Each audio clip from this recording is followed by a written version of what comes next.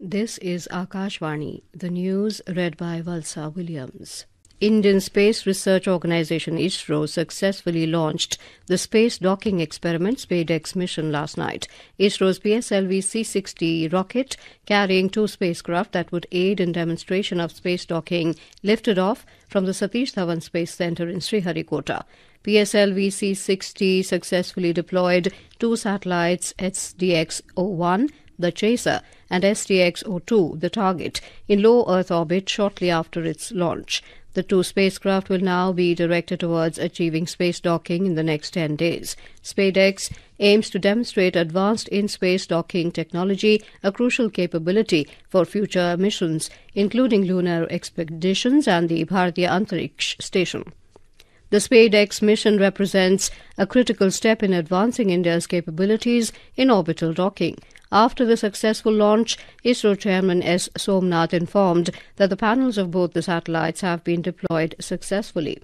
The 18th edition of the India-Nepal military exercise, Surya Kiran, will begin at Saljhandi of Rupandehi in Nepal today. The battalion-level joint military exercise focuses on jungle warfare, counter-terrorism in difficult geography, and humanitarian aid and disaster management, among others. The railways will run 3,000 special trains during the Mahakumbh Mela 2025, out of which 560 trains will operate on Ring Rail.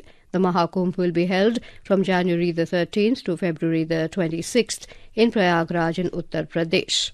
The Central Board of Direct Taxes has extended the deadline of Vivad Se Vishwas scheme to the 31st of January. It was to end today. The extension allows taxpayers additional time to determine the amount payable as specified in the scheme. In her budget speech in 2024, Union Finance Minister Nirmala Sitharaman announced the Vivad Se Vishwas scheme aimed at helping taxpayers resolve disputes with the Income Tax Department. In West Bengal, the Union Health Ministry has taken swift action against spurious drugs and seized drugs worth 6.6 crore rupees in Kolkata.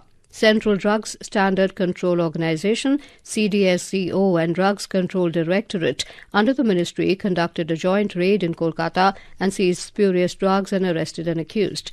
CDSCO in its statement said all drugs labelled as being manufactured in various countries, including Ireland, Turkey, the USA and Bangladesh, were found without any supporting documents to prove their legitimate importation into India.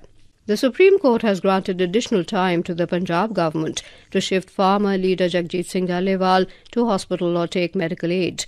A vacation bench of Justices Suryakant and Sudhanshu Dhulia gave the order on the request of the state government and deferred the hearing to the 2nd of January. The court was hearing a contempt petition against the Punjab government after its 2-day deadline to shift Dhaliwal to a hospital was over.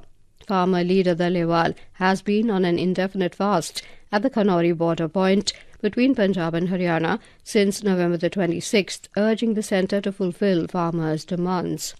Delhi Police has made adequate security arrangements to ensure public safety and peaceful New Year celebrations in the national capital. With an expected surge in public gatherings, the police have intensified vigilance and mobilized resources for effective crowd management and quick response to any eventuality. Delhi Traffic Police Additional Commissioner of Police Dinesh Kumar Gupta said the restrictions will be imposed from 8 p.m. onwards today in the vicinity of Connaught Place until the conclusion of the New Year celebrations. These restrictions will apply to all private and public transport vehicles.